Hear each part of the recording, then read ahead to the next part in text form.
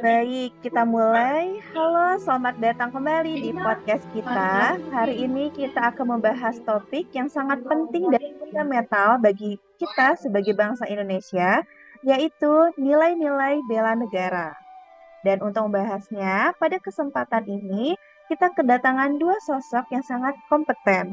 Sudah hadir bersama kita, yaitu Bapak Suradi, perwakilan dari Badan Pembinaan Ideologi Pancasila atau BPIP. Selamat datang Bapak, semoga hari ini sehat dan semangat ya Pak ya.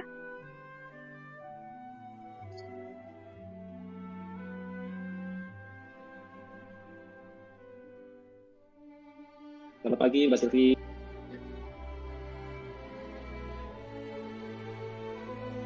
Dan juga ada Ibu Rizka, perwakilan dari Majelis Permusyawaratan Rakyat Republik Indonesia atau MPR RI.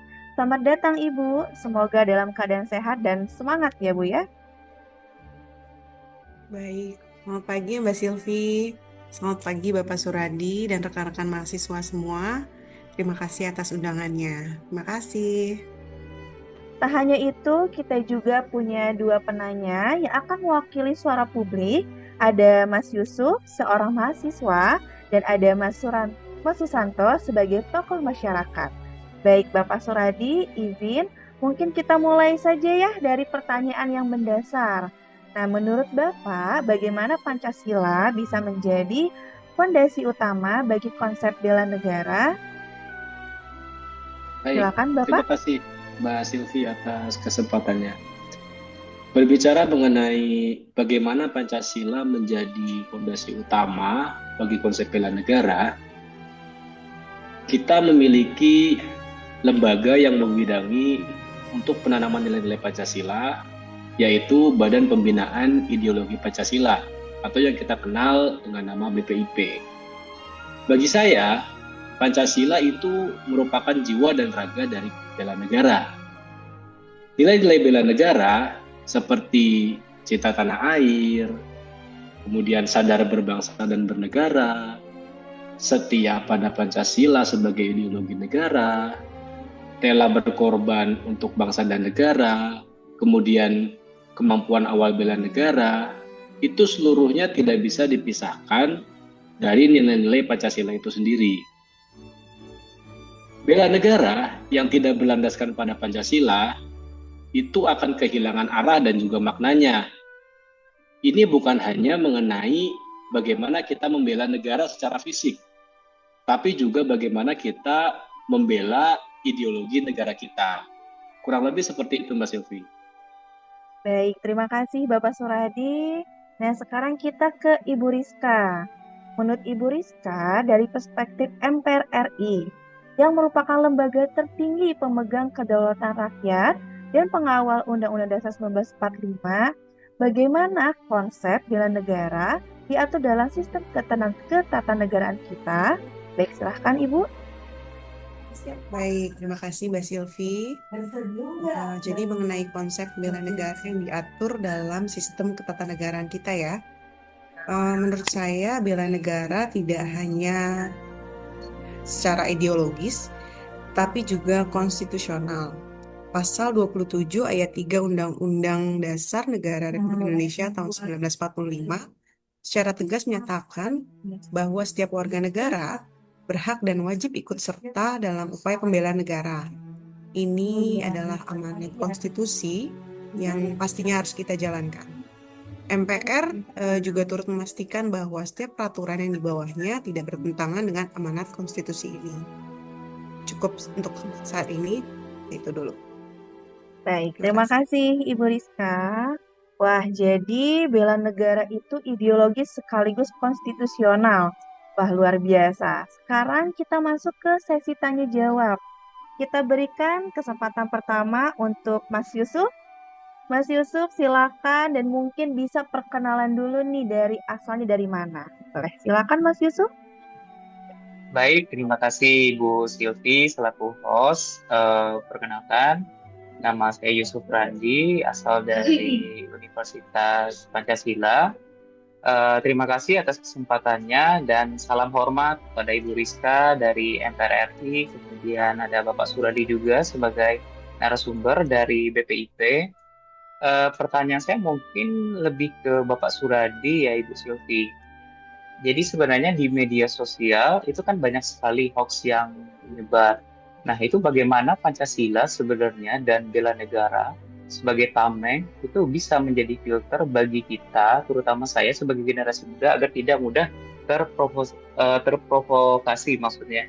Nah, itu bagaimana? Mohon penjelasannya dari Bapak Suradi dan Ibu Rizka. Terima kasih. Baik, terima kasih pertanyaannya Mas Yusuf. Pertanyaannya bagus dan sangat relevan dengan kondisi kita di era digital saat ini ya. Sebagai generasi muda, kita harus setia dan juga berpegang teguh pada nilai-nilai Pancasila. Hadapi permasalahan bangsa, Pancasila mengajarkan kita untuk senantiasa mengedepankan musyawarah mufakat dan juga persatuan dan kesatuan. Saat kita menghadapi informasi yang berisi konteks yang